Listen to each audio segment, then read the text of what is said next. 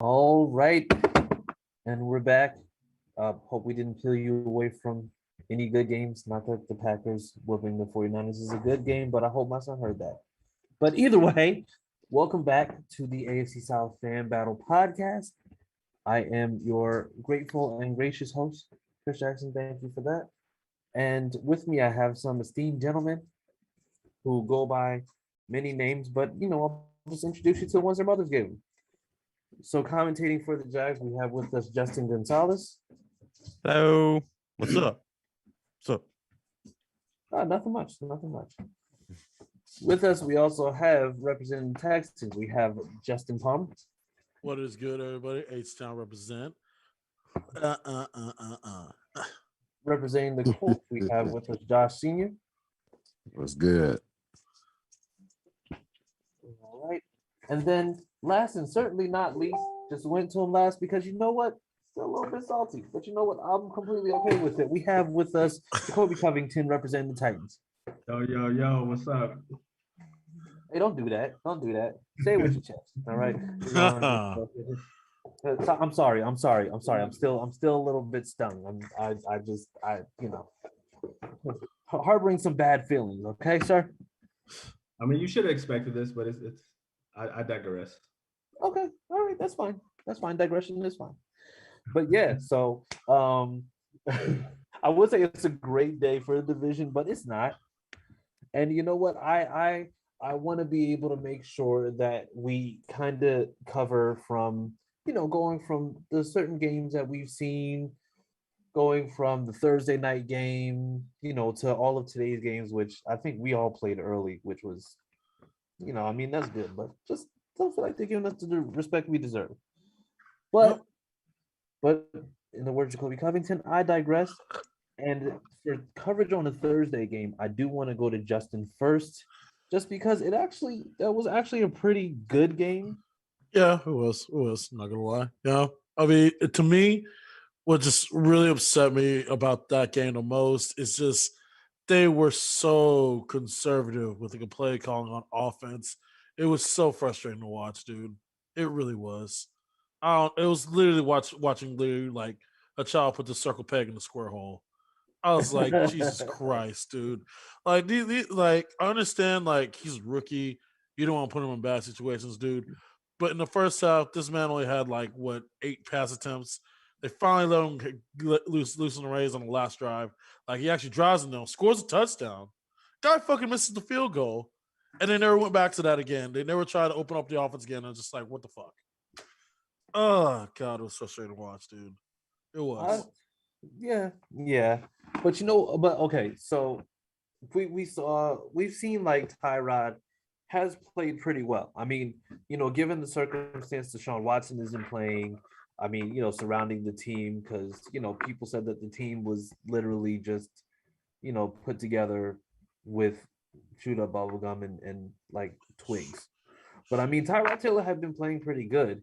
We knew Davis Mills was going to be playing. Was there a lofty expectation? And if so, do you feel like he played well enough, or how did that portion go? Oh no, honestly, to me, I think he played decently enough. Don't get me wrong. I don't think he was like Superman out there. Hell no, maybe not even for like by a long shot. But when your coaching staff doesn't give you a chance to win, when you're calling all these bullshit like short passing plays, the Panthers were set up for that. The Panthers knew what they were doing before they even before they even this ball was snapped, and just the refusal to throw the ball down the field, it didn't open up the offense at all. Like the defense was playing 10 yards or less, and that's all they had to do. When they lost McCaffrey, I thought, okay, maybe we have a chance. We actually have a chance now. But dude, Sam Darnold scored 2 rushing touchdowns on you. Sam Darnold, dude, that's on the defense too as well, bro. Come on, man. Okay, all right. Dude, well, I mean, not for nothing. Sam Darnold has been playing pretty well. So I mean, I'm not Fuck, gonna. he got a good coach. I don't know about that one, man. You beat the Jets and the Texans and Mr. Inconsistent, James Winston. I'm not really impressed by those victories. I trust me. Once they face a really good team like Tampa, I think they're gonna get blown out. But I mean, they did beat the Saints as well. Yeah, but the Saints are Mr. Consistent. Jameis Winston, dude. I mean, come on. One week he looks good, another week he doesn't, dude. I'm gonna tell you again, Jameis Winston's gonna look awful another week coming up. I promise you that, dude. He will. I mean, I don't know. I think that's where we kind of agree to disagree. I mean, but either way, like I said, I know it was tough to watch, especially when you got off to a hot start, and kind of going to that hot start or the team that you played in the hot start, Justin, well, Gonzalez. Yeah, of course. So you had to change. So the Jags played the Cardinals. Now the Cardinals have been actually playing very, very well. Mm-hmm. Now I want you to break down, because I saw the game, or I saw a good portion of the game, where early on it looked like it was actually a good game, and then the end, looked like something that might have been completely different. Sure. What the hell happened? So I think to start out going into the game, just overall, being down two corners going into, we only have 5 corners on the roster. I literally thought Kyler Murray was going to throw up at least 49 points in this game, like easily. I mean, I for damn sure thought so too. yeah, right. And I definitely thought it was going to happen, but I think overall, the game script played well. I hate to say this, but like Urban Meyer and himself, I feel like when he listens to Jaguars Twitter, it benefits him, right? And I hate to say that, but with the whole Gardner Minshew thing, people are bitching about it. Then they traded him, and then look, Trevor Lawrence is getting first reps, looking better. And then now it's like, hey, you have the same offensive line you had last year that turned a undrafted rookie running back into a Pro Bowler. Why aren't you running the system through them? So they did that. And, he finished the day with, James Robinson, who's who we're talking about, 15 carries for 88 yards and a touchdown. That's the offense right there for now, right? Trevor's going to over time take it over. But to answer your question, I think, Kyler Murray, I think right before halftime, that's when the tide started to turn, right? That they held, our defense isn't as bad as what we lead on to believe. But I think going into the second quarter, that they kept Kyler Murray at bay. Okay. And then we had that missed field goal, Jamal Agnew run back, which I think was just the game changer. It took all the, essentially all the air out of the Cardinals, and it gave us an opportunity. And I think that they did well. But once we got into the third and fourth quarter, Jaguars offense, Trevor Lawrence, I think, had 2 picks. Yeah, 2 picks. And just overall, once you turn the ball over to a great offense like Arizona, they're going to capitalize on it, and they did. Mm-hmm. And our offense coming out of halftime just couldn't get anything going. So I'm happy with, currently where we sit. I said it was going to be game 5 before Trevor Lawrence and the offense gets everything together, which, hey, we're almost there. But, everyone is going to blame, and this isn't towards you, Sam, if you're listening, the offensive line, but the offensive line has given up the second fewest sacks in the league. So I think that's going to be a little bit shocking to people as well. But my main thing is that we just got to get pressure on the quarterback better. I think we're in the top 10 when it comes to that kind of stuff. But I know Kyler Murray's super elusive, but we didn't have any sacks today. Hurries and pressures, didn't have as many as I would like, to get someone like a Kyler Murray. So I'm definitely happy that I think we screwed up some people's betting, where if they were betting the over or whatever it was. I'm glad we screwed that up for them, because I definitely didn't think we were going to score 19 points against that defense. But overall, I think we're trending, I won't say upwards, but we're not trending downwards. And I think that that's good. It's just building experience. Okay. So then from what you've seen, because, I think the one thing that's kind of been a theme, with the team kind of looking like they're getting better in certain spots, is that, with Trevor Lawrence, it might be the rookie woes, but it also might be, just the team as a whole. It's just like, still having the issues as far as the turnovers. Mm-hmm. When do you feel like that is no longer, or when do you figure out that he's Good question. either that he's taken that step where he's just like, okay, I get it, or when do you feel like it's just like, okay, well, you know what, I don't have to play, the type of hero ball that I normally would, because I mean, Sure. you saw the flea flicker pick six, and it's just Stop. like, Stupid. what, like it was completely unnecessary. Like, you could have easily thrown the ball out of bounds on that one. So I mean, Absolutely. does it seem, I guess the better question is, does it seem like he's grasping the game any quicker? Because I mean, sometimes he does look like he gets it, but other times he absolutely looks like a deer in headlights. I think this is the best explanation. I think Urban did a really, really good job. He calls it the 50-30-20 rule, right? Mhm. 50% of turnovers are on the quarterback, right? 50% of it.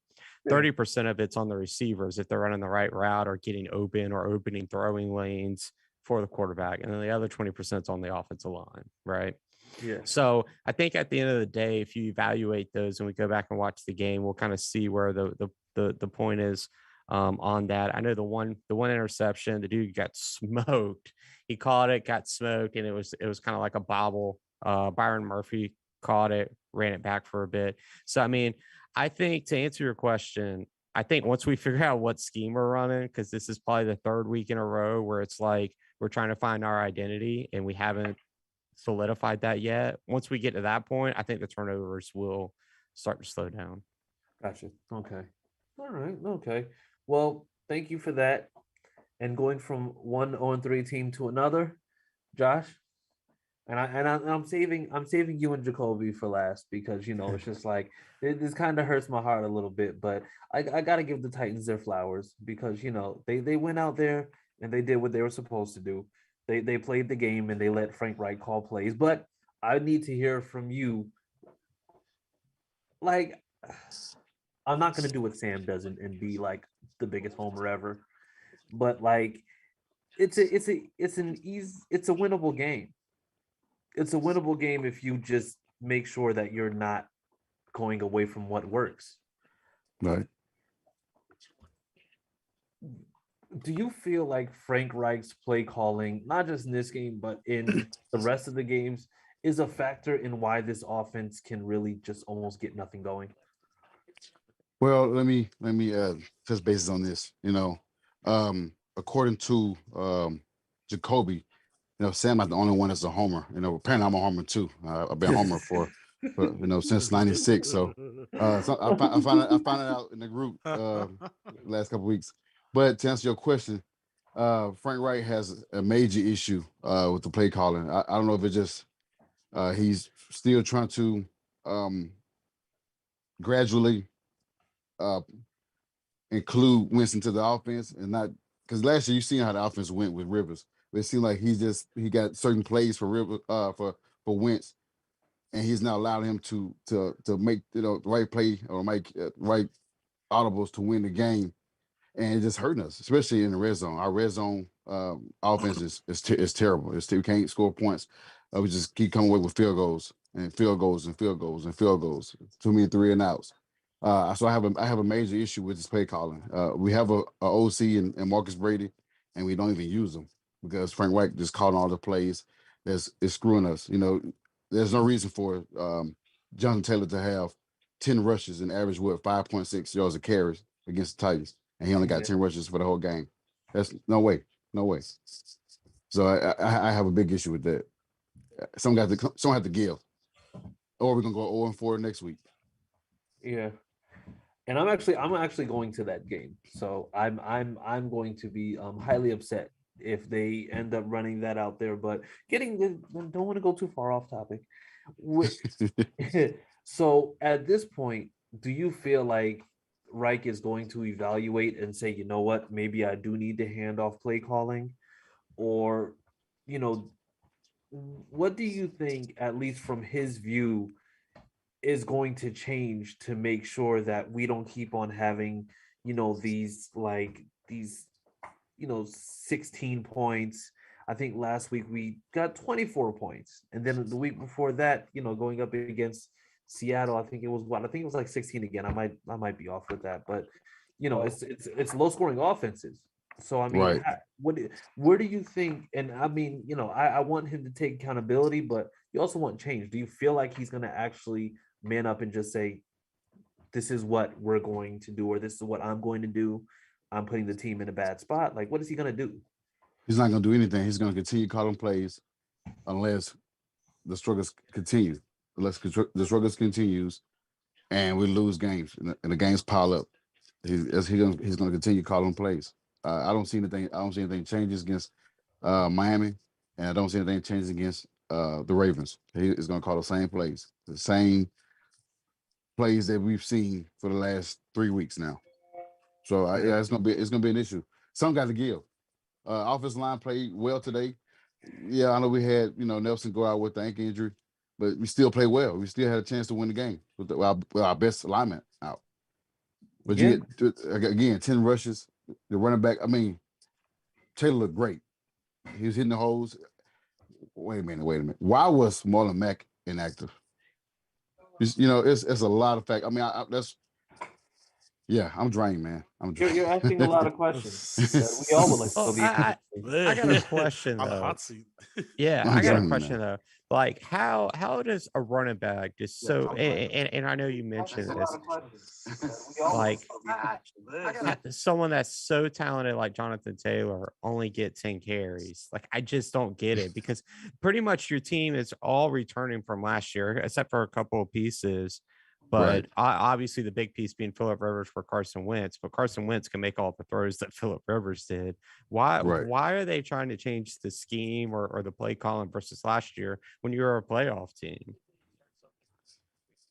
Man, your guess is as good as mine, man. I mean, because Okay, like fair I enough. said, Fair enough. okay, I mean, you Fair got a enough. guy 5.6 yards a carry. I mean, the guy was moving the pile, moving the chain, and you give him 10 carries. I mean, my thing is that was the scheme, knowing that Carson wasn't 100%. Like, that's the Yeah. crazy. Like, you think they would lean on the run game because of the Correct. with Carson. That's why I don't get it. It don't make Not sense. only that, you lose Nelson, so you should actually lean on the running game more. So, And it was working. I mean, y'all was able to run the ball. Y'all just didn't do it enough. and let me just go ahead and say this. Then I'm going to get to some comments that we have in the chat, and then we'll go on to the Titans, since they were the winners of the day. So Wait, I'm sorry, Chris. What was that? We were the what of the day? Good Lord, y'all I'm- ain't that good. I'm sorry. Is your hotspot breaking up? Can you not hear me? Yeah. I'm at Starbucks and it's breaking up a little bit. Can you repeat that? Oh, you in Starbucks? You said you're at Starbucks Yeah, bathroom? using that Wi-Fi. You know what I'm saying? Oh, got you. Okay. Because you be drinking too much coffee. You got the bubble guts. I got you. It's okay. I would never hold it against you, buddy. I knew I smelled shit here somewhere. But not for nothing. I mean, like I said, the Titans did what they were supposed to do, especially given the circumstances. It wasn't the best game for them, but at the same time, some of the biggest chunk plays were the running plays when they were running the jet sweeps, when they're running the fakes. And then they just stop that and start passing. There was no need to do that because the game was close almost the whole entire way through. So, to get that type of inconsistency is frustrating as hell. But it's going to the mob's gonna start to come out and say, "Hey yo, hand it off to your boy because Frank Reich ain't getting it right now." But Man, I digress. We'll go ahead and just touch on a couple of them. We have Matt in the chat talking about Sam Darnold is looking good and no Adam Gase has weapons. You're correct because Adam Gase he apparently is a con man who puts himself off like a head coach / offensive coordinator. That's fine. Yeah, he's horrible. And then we have, did the Wentz injury have anything to do with the play calling? No. Okay. No. And then the question, and this is actually a good segue question for you, Jacoby. Are we worried about the future of Julio and AJ? I would say no. I'm not personally. Julio looked like he could have played still. I don't know. That was weird. And Mike is weird about that shit. He don't really talk about it. So I don't know what was going on with Julio. He looked like he still could have went out there and finished the game. He said he made it seem in his interview like it was load management, which is weird because we still hadn't finish the game. Like if the Colts still could have got the ball back and won that game. So I don't know why Julio wasn't in there on our last couple drives. But I'm not worried because AJ usually is good. He usually finishes the game. So I'm confident that, once he comes back, this won't be an ongoing thing. Yeah. And I think we, because I know that I troll you sometimes about the whole Tannehill thing, but he struggled. And we saw that he was kind of like struggling with the turnovers, just I'm gonna say just getting a little bit of getting into a rhythm. So we saw Derrick Henry. So I kind of get into that to say Derrick Henry once again, in this game, I think they said that last week he had 41 touches, and then this week I think he's up like he was up to 31. I think he's up to 92 touches for the season, where he's either rushing or he's in like playing in the receiving game at some point. Do you worry, like even with the running back position, as physical as he is, because he's strong, he's a great running back, he's like probably one of the most dominant running backs, but does some of that kind of repetitive use kind of scare you when it comes to him being able to be as dominant as he is, as frequently as he has been? I mean, yeah, it does. I don't like to see him get that many touches. I mean, I think today it was either 28 rushes or 28 touches. I can't remember. But 28, he had 28 rushes for 113 yards. Okay, and he caught a couple balls too. So I mean, that's over another weekend where he's over 30. And our backup running back's on the IR. So I've been hoping this whole offseason for him to come back and kind of take some of those carries away from Henry. But then he got hurt again this year. He got hurt last year. Got hurt again this year. Hoping that he's back next week, and that will take away because they feel comfortable with running Darrington when he's in. But if it's just Mekhi Sargent or Jeremy, then they'll get one or two carries here and there, so they're just going to give it to Henry every time. So ideally, I would like to see Evans get some of those carries, so we're not just running Henry in the ground. And on a season where there's 17 games, I would hope to kind of alleviate some of that pressure from Henry in a perfect world. But I mean, if we need Henry to do what Henry does, then Henry's going to do what he does, and we're going to give him the ball. Yeah, and and I guess that kind of leads me to the offensive standpoint, because the Titans. I mean, the Titans. If we're looking at like on a year-to-year basis, to me at least, from what I saw today, as opposed to like seeing like last year, for example, do you like? And this is just an observation. Like I said, I'm not hate. I can be as objective as possible. I'm an objective guy. Do the Titans look offensively worse than they did last year? I don't know. It's hard with this small sample size. It's hard to. I want to say running the ball, we're not as good as we were last year, but Henry also started slow last year. I mean, he kind of started slow. That's kind of just how our offense is. Our blocking is not. It doesn't start to gain steam until like the fifth, sixth game. Gotcha. But this year, our offense, it's a little different. It's kind of the same, similar to last year, but this new coordinator, he likes to run a little more, 11 personnel, and so he likes to do a little more. But when he has to, he will run Henry. But I think our passing game, once we get AJ and Julio kind of up and running, and Fursker, our starting tight end he's been out the last 2 weeks too. But once he gets in there, I think the passing game will pick up. But the run game, I have concerns about the run game because it's just not consistent throughout the whole game. Well, yeah. I mean, and I think it's just like 28 attempts is on cue for Derrick Henry, but I mean 28 attempts with 113 yards, which I know like Titans fans were raving about. But I mean, you break that down, that's 4 yards per carry, and so it's just like over time, it's like you're for somebody like Henry for 4 yards, that means that he's taking a lot more contact. Absolutely. Which I do got a question though, or a statement. So Kobe,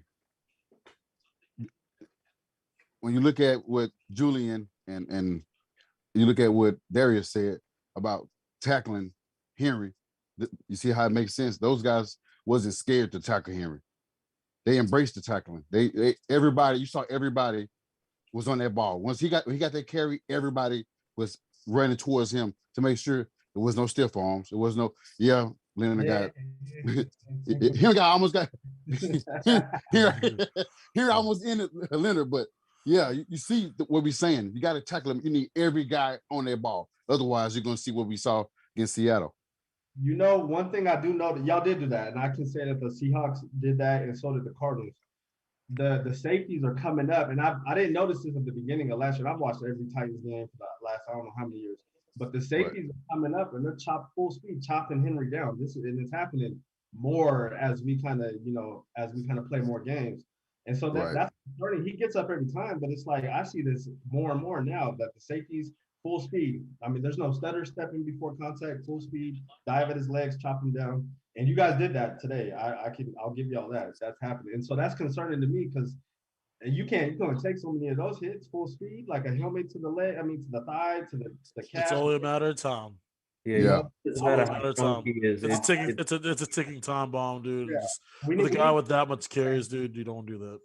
Yeah, we need to get Evans back, like definitely, because he will help with that with Henry's workload. Definitely. Yeah. Or at least trade for a backup. I think Titans, we like Evans. He's fast, and he knows how to run an offense. He just got to stay healthy. That's the issue. He's never healthy ever. Yeah. So, all right. So then with that being the case, just really quickly, just going to run through some of the games next week. And everybody's of course going to say, yes, it's going to be a win. But it's just like you can be realistic. I know some of you may have seen who you have coming up. Some of you may haven't, but we'll start with, we'll just go in reverse order. Jacoby against the Jets next week. Win, loss, and what is the score? Wow. You say you want my prediction? Yeah. A lot to a little. The Jets. I can't really say I've watched the Jets play one single snap this whole year. You don't have to. I think Zach will probably thrown about 17 interceptions. It's in New York, right? Yes, I do believe so. Okay, Yep, I say 31-13 Titans. That offense is poo-poo. All right. Okay, that's fair. And then we have Josh, Colts versus Dolphins in Miami. I will be at that game. Well, since the other Jacoby is starting in Miami, yes, we got a little hope, man. We got a little hope. We got our old foe starting over there. So guess what? We got a win coming, man. We got a win in Miami, man. You get to get those clubs in Miami and celebrate this dub. I think that's y'all first win, definitely. Yes, I'll take that. Listen, if we win, I'm going live in the group drunk. I'm listening. Coming on the podcast. Chris gonna be like, I'm drunk, roast me. Yeah. Y'all better not lose to the Jets. Oh, good. I had to use that one. That's a good one. Yeah, that's a good one. All right, so then Justin Gonzalez. Mm-hmm. We have Jags versus Bengals at Cincinnati. It's Thursday night game. Yeah, I think we lose, but I think it's going to be an interesting matchup. Joe Burrow against Trevor Lawrence again. So I do think we lose, even if T. Higgins sits another week. I don't know if he played today, but I think he was doubtful. He was out. Yeah, I think even if he sits another week, they just got too many. Jamar Chase, they just got too many weapons. Hey, Justin, real quick, when do you think that the Jags will win their first game this year? Don't say Colts. Don't say Colts. Do not say that. Do not say that. The Colts at home, it's going to happen, but that won't be their first game. I think the Dolphins will probably be their first win. Well, after my birthday. I can see that. I don't think they beat the Titans. They're not ready for that. You tried it, Jacoby. You tried it, man. Sorry. You're not going to try to bait me. I'm smarter than that. All right. And then JP, Texans versus Bills in Buffalo.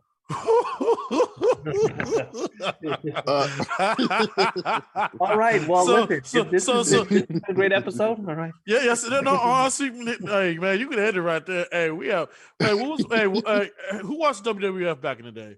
What was Vince McMahon's music again? No chance. That's what you got. Boom. Boom. Going up equals just too strong. Nah, dude. Hey, we about to get our monkey ass whoop, dude. Yeah. Just that defense, dude. Davis Mills. Don't get me wrong, I might think it might be closer than people think, but I think we're gonna lose. We're gonna get our ass whooped. Yeah. So you're gonna stick your neck out there and say it's a loss? What's up? You're gonna stick your neck out there and say it's a loss?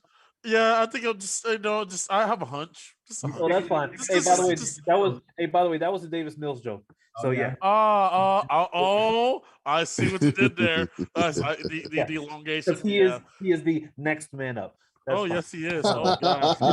Okay, I'm gonna stop now. I'm gonna stop now. Jesus. I want them to have me on the podcast next time. But, Right. I guess it just came right in the neck of time, huh? right in the neck of time. God, jeez. All right. So yes, this is amazing. He got Viagra stuck in his neck. That was awful. Yep. He's sticking his neck out for this team, guys. So we'll pretty much have to. He has an advantage, though. He can literally see over the huddle. He's already 6'5". Yeah. A couple of news and notes deals. Andy Reid went to the hospital today. Yeah, saw that. Still after the game, right? Really? Yeah. Apparently dehydration. Oh Jesus! I was too. I was too because of the game. So, yeah, I'm doing fine though. I'm doing fine. I got this here, so y'all can edit this out too. Hey, so we're just not going to endorse alcohol on here. Okay? If you want to come sponsor the show, Crown Royal. Wink, wink. If you want to throw some our way, we'll happily put that empty bottle up there every episode. Hey man, that's how you know it's good. The bottle empty. See, I would rather drink that than some Trulies. Oh no! Listen. Cherry will get us a Truly endorsement eventually. Yes, we need that. We count on it. Yes, but other than that, I think that was pretty much it. I don't think there was anything pressing other than the fact that injuries is still pretty damn bad. Justin Tucker set the record today for longest field goal kick. Yes, the 66. Oh man, that was insane, dude. But the play before that, with 4th and 16 or 36 or something like that, the play that it was made by Lamar Jackson. Yeah, through that long play. Yeah, that was crazy. Yeah, Jesus, man. But no, it was It you know what? But then again, it's Justin Tucker, and he's only been consistent his whole entire career. So right. I mean, at this point, has he made? I think there was a stat before he kicked that ball. I think he hit 47 straight kicks above 50 yards or more. Yeah, 47. Yeah, 48 today, but 48 straight kicks of 50 yards or more. That's just stupid, dude. And it's a second 60-yarder in Detroit. Yep. He kicked the 61. So yeah, Jesus. He gonna get drug tested tomorrow. Listen. At this point, they might as well just not. Okay, I don't think the NFL can afford to suspend anybody with how many people are hurt for every single team right now. Yep. Like I think every team has somebody on IR, like somebody, and it's a major guy too. Like they have somebody on IR, or they have somebody who just got hurt. I think even before the game, like Dalvin Cook was out. Who else? I think T. Higgins was out. Like major players. Normally you make a couple of guys, but I mean it's from every single team, and even during the game. I mean, Titans versus Colts. Quentin Nelson goes down. AJ Brown goes out. Kwity Paye, he goes out. Like you have a bunch of guys who are legitimately going out every single one. So the NFL, let them say that Christian McCaffrey ain't going to be out there. Viewership is going to be at an all-time low for that one because Christian McCaffrey sells tickets. On top of that, the season's longer, right? So I mean, like it's not going to get better. People are going to come back, yes, but I mean, you had these games in there. I think we're going to see more injuries as we move along. Yeah. Why do you think there is so many injuries, though? The reason is behind that. I don't know, man. It's weird, but to me, I think they should expand NFL rosters, dude. Honestly, like to me, it's 53 ain't enough quite anymore. If we're, you know what, and I think it's not just the rosters, but I think also it's the fact that you had a lot of teams this year who still were dealing with a lot of the restrictions, COVID restrictions, people having to be out, practices. Normally, it's just like that extra week during the preseason, it did matter because the thing is, you have guys who are kind of resting as opposed to how they did the preseason. I think there were some teams who were starting actual starters during that time. And then now, and this is another one of my theories, but the NFL is getting faster. Everybody's getting, quicker. They're trying to go more streamlined, trying to make the game more exciting. But I think the issue that you have with that is you have guys who are, they're faster, yeah, they're stronger, yeah, but at the same time, you're also dealing with maybe a little bit more of a durability issue because, when you make things faster, chances are you're running a lot faster into some issues that you might have, especially with legs. I mean, how many hamstring injuries did we see today? Jesus. Yeah. That's a lot. Yeah. But that's my science guy theory. So yeah, but other than that, I think was there any other news that we had today, Justin? Let's see. I think that's a big standpoint. I Justin Herbert, going out there and getting back to where he was last year, throwing 4 touchdowns. I think it's something that's notable. It just goes to prove that the whole rookie sophomore slump is a myth. I think at this point when it comes to quarterbacks in this day and age. But the last one is I think Roethlisberger. I don't think anybody in that organization is going to tell him he has to leave. He can play another 10 years and they would just be fine with it, even if they lost. And I think someone just got to go up to him and say, Ben, you and Philip Rivers need to get a house together and go hang out because you're done. Yeah.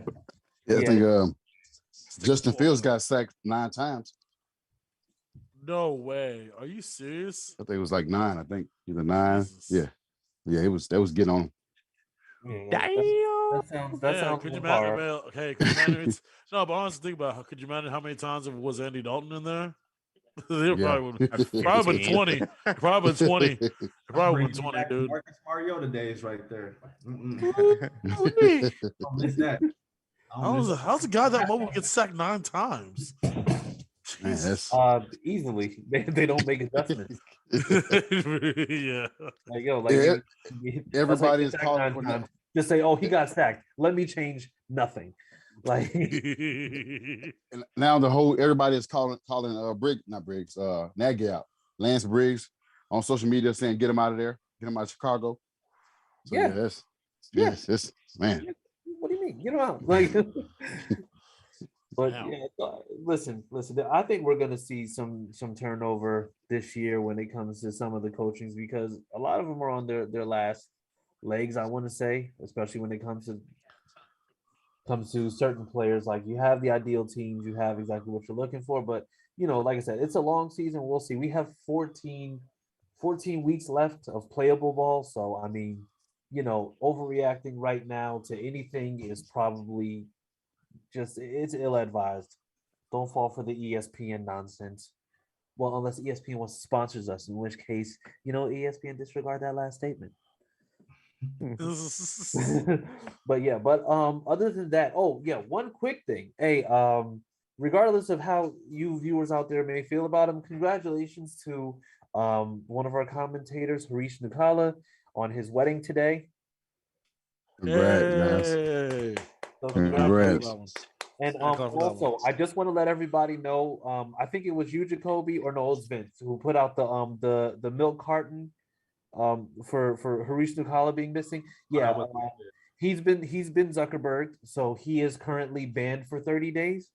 So he can't comment on any account at all. So both his accounts? He knows. We told him last time. He knows. He's just trolling. He's in jail. He knows. On both of his accounts. On all of them. He tried to create another one, and they banned that one as soon as he started. Like literally, just funny for Harish's bail money. Listen. I'm willing to write an appeal saying, listen, Fabricio is a good egg. He ain't never hurt nobody. Okay. So yeah. So like I said, guys, if you want to do that, then fine. If not, that's fine too. Whatever. Either way. But other than that, we're gonna go ahead and we're gonna bring this fun to an end. I'm sure everybody has something to do. I know that Starbucks is closing soon. And they're probably gonna kick Jacoby out. They've been looking at me this whole time. Oh damn! Well, tell them you want a venti double mocha choke your mama, whatever the hell they sell there. Extra special shot. Exactly. But yeah, so other than that, everybody, well, actually, I'm just going I'm going down the line once again for who I see on the call. So Justin Palmer, how can they find you on social media, wherever they can see you for all your Texans fandom, whatever you may All my Texas fandom is gonna be in one place, y'all. It's gonna be called Porch Talk Sports. I have a YouTube channel. It's called Porch Talk Sports, y'all.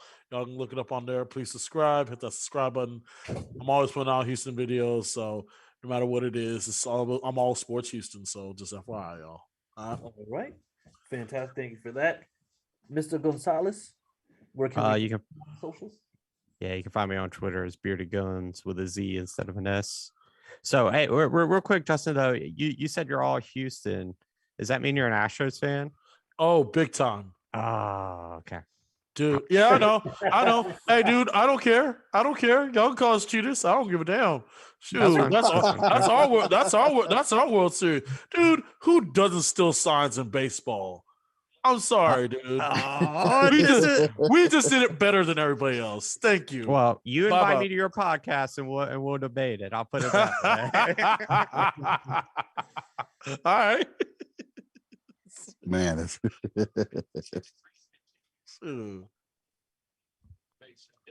All right. So now, Good, Justin, where can they find you as well? Oh, me? Bearded Guns. Sorry. There we go.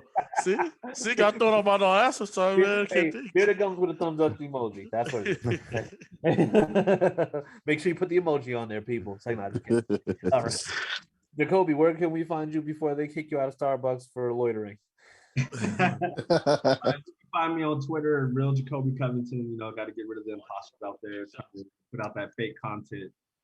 And then on Facebook, it's just Jacoby Covington, but I don't really post too much about unless I'm on the fan battle page. Gotcha. Okay. All right. That's fine. That's fine. Josh, how can they find you? You can find me on social media at I am Josh Senior. You can find me on Facebook, Josh Senior. But I want everybody to find me except Vasco Curry because he's been inboxing me for the last 2 weeks like a ex-girlfriend. Ooh, that ain't good. So yeah, do that. Yeah. Oh, well, thank you for that. That was amazing. Oh, and Vasco is a what? He's a Titans fan, you say? Yes, sir. He is. And then just my DM is full right now. You can find me at DJ Colts fan. So once again, we do want to thank you. We'll be back next week for more commentary on our week 4 games. And then we'll see exactly who hit on the scores and who actually won and lost next week. So make sure that you tune in for that. Other than that, everybody have a great rest of your evening. Hopefully it's injury free for the next week. Go Colts. God, please. It's awful. And and by the way, do want to make sure that we're shouting out the place that makes this all possible, the Pigskin Podcast Network. Make sure that you go ahead and you tune in and that you subscribe to them as well. But other than that, people, it's been great. So other than that, have a great rest of your evening. And yeah, if you're a Titans fan, Jonathan Taylor had more yards per carry than Derrick Henry. All right, people. Well, you listen. I'm not gonna say that because you hosted it.